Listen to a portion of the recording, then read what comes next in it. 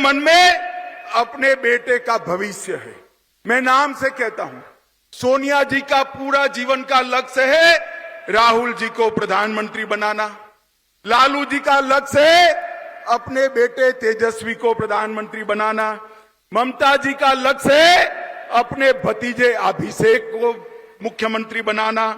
Stalin जी का interest है अपने बेटे उदयनिधि को मुख्यमंत्री बनाना। और गहलोत जी का इंटरेस्ट है वैभव को मुख्यमंत्री बनाना। मुझे बताओ, ये आपका भला कर सकते हैं भाई? जरा जोर से बोलो भाई, कर सकते हैं? जो अपने बेटे के लिए काम कर रहे हैं इसको वोट देना है, या जो देश के लिए काम कर रहे हैं इसको वोट देना है? ये तय करने का समय देश की जनता के लिए आ रहा है। मित्रों, अब घर जैसा होगा ऐसा संस्कार घर के हर लोगों में हो। ये राजस्थान में गहलोत जी की सरकार भी पिछले 3-4 साल से लगातार देश भर में भ्रष्टाचार के सर्वेक्षण में भ्रष्टाचार करने में नंबर 1 पर है, नंबर 1 पर है। माताओं, भाइयों, बहनों, खनन विभाग में 66,000 करोड़ का भ्रष्टाचार किया और बात वहां तक पहुंच गई, एक संत ने अपना आत्मविलोपन करना पड़ा, फिर भी भरतपुर में अवैध खनन फिर से चालू हो गया है। उदय सागर झील के नाम से 2000 करोड़ का भ्रष्टाचार, प्रतापगढ़ में 1000 करोड़ रुपए के लाइमस्टोन खान का भ्रष्टाचार, सचिवालय में अफसरों की अलमारी से 2 करोड़ रुपया और 1 किलो सोना निकलता है। गहलोत जी जरा बताइए, सोना किसका है भाई? हिसाब मांगना चाहिए या नहीं मांगना चाहिए? पीछे वाले बोलो, मांगना चाहिए या नहीं मांगना चाहिए? आपके पास मौका है अब हिसाब मांगने का कि सचिवालय के अंदर ये 2 करोड़ रुपया और 1 किलो सोना किसका है, उसका हिसाब दीजिए।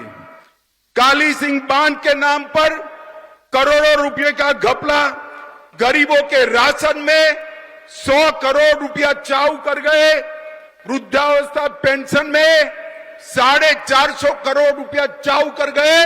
शर्म करो, शर्म करो। गरीब बच्चों का अनाज और वृद्धों के पैसे खाकर कोई सुखी नहीं होता है गहलोत जी। ये सरकार भ्रष्टाचार की सरकार है। इस सरकार ने तो भ्रष्टाचार के सारे रिकॉर्ड तोड़ने का काम किया है। और अशोक गहलोत जी ने जितने भी वादे किए थे वो सारे वादे तोड़ दिए हैं। मित्रों, 10 दिन के अंदर किसानों का कर्जा माफ करना था। मुझे बताओ, हुआ है भाई? अरे जोर से बोलो, हुआ है? युवाओं को बेकारी भत्ता मिला है? उल्टा 19,000 किसानों की भूमि कुर्क करने का काम ये सरकार ने किया है। मित्रों, 19 से ज्यादा पेपर लीक हो चुके हैं। बेरोजगारी और बलात्कार में राजस्थान देश भर में नंबर 1 पर है और उनके ही प्रदेश कांग्रेस अध्यक्ष के बेटे टॉपर कर जाते हैं, जनता बिचारी रह जाती है। मित्रों, एक दूसरी बात है, इस प्रदेश में कानून और व्यवस्था की स्थिति बुरी तरह से चरमराई गई। 2000 में जयपुर में बॉम्ब ब्लास्ट हुआ था। मैं उस वक्त गुजरात का गृह मंत्री था, वसुंधरा जी यहां थी। सबको पकड़ा। इनके एडवोकेट जनरल को फुर्सत ही नहीं है पैरवी करने के, और सारे से सारे लोग छूट गए। 50 लोगों को मारने वाले दहशतगर्द आतंकवादी आज निर्दोष छूट गए हैं और इनको शर्म नहीं आती है। और मुझे कहते हैं कि क्या किया कन्हैया लाल ने। अरे तुम्हें, आपको पहले शर्म आनी चाहिए। माताओं, भाइयों, बहनों, बताओ, कन्हैया लाल को सुरक्षा किसने नहीं दी? जोर से बोलो, किसने नहीं दी? जोर से बोलो, किसने नहीं दी? मर गया तब तक किसकी पुलिस चुप रही? अरे आप तो पकड़ना भी नहीं चाहते थे, एनआईए ने पकड़ा।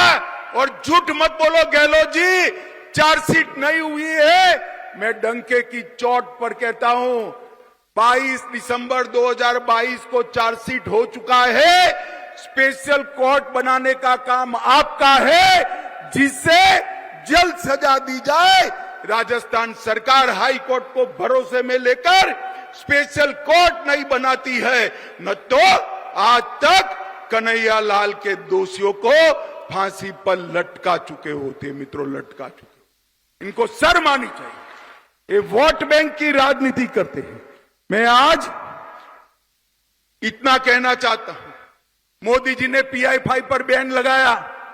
गहलोत जी के राज में कोटा में PFI की रैली निकलती, चित्तौड़गढ़ में रतन सोनी की हत्या होती, करौली में हिंदू त्योहार बंद कर दिए जाते हैं, संघ का पथ संचलन बंद कर दिया गया और 300 साल पुराना शिव मंदिर अलवर में ढहा दिया गया। भगवा ध्वज उतारने की हिमाकत ये गहलोत सरकार करती है।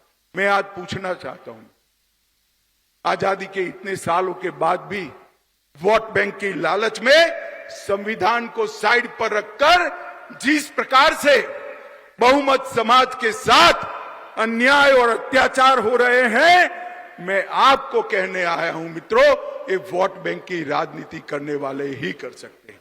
Bharatiya Janata party vote bank की राजनीति नहीं करती है।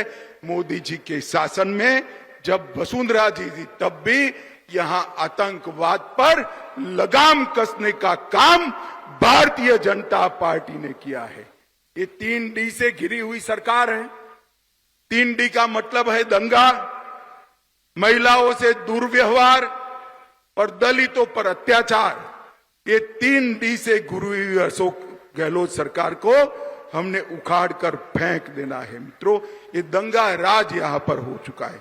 मैं आज आपको इतना ही कहना आया हूं मित्रों, आपके पास 2 मौके, एक आपको केंद्र सरकार भी चुननी है 24 में, एक राज्य सरकार भी चुनी, मगर एक वोट देने से दोनों काम होते हैं।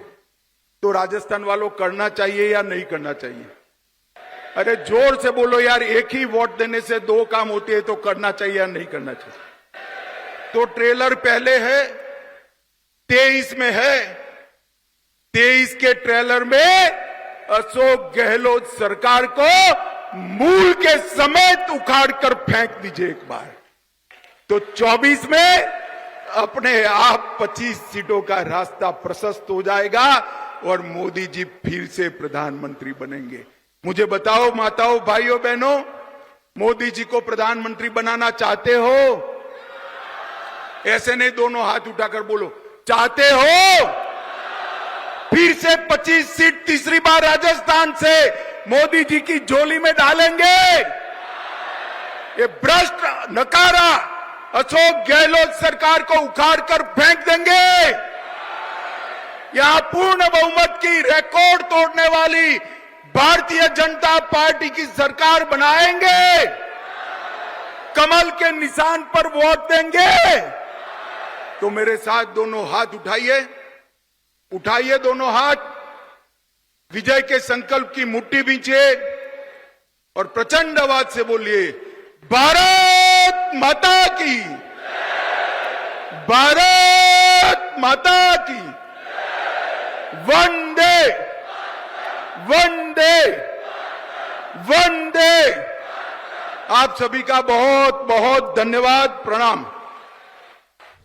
तो गृह मंत्री अमित शाह को इस वक्त आप उदयपुर में सुन रहे थे, जो साफ तौर पे कह रहे थे कि गहलोत सरकार ने कन्हैया लाल को सुरक्षा नहीं दी, भ्रष्टाचार में डूबी सरकार है, ये कहा गया। तो विपक्ष पर जमकर बरसे हैं गृह मंत्री अमित शाह, जिन्होंने साफ तौर पे कहा राजस्थान की जनता से कि वो तय करे कि अब उन्हें आगे क्या करना है। परिवारवाद को अगर कोई पार्टी आगे बढ़ा रही है तो वो है कांग्रेस, ये भी कहा गया गृह मंत्री अमित शाह की तरफ से।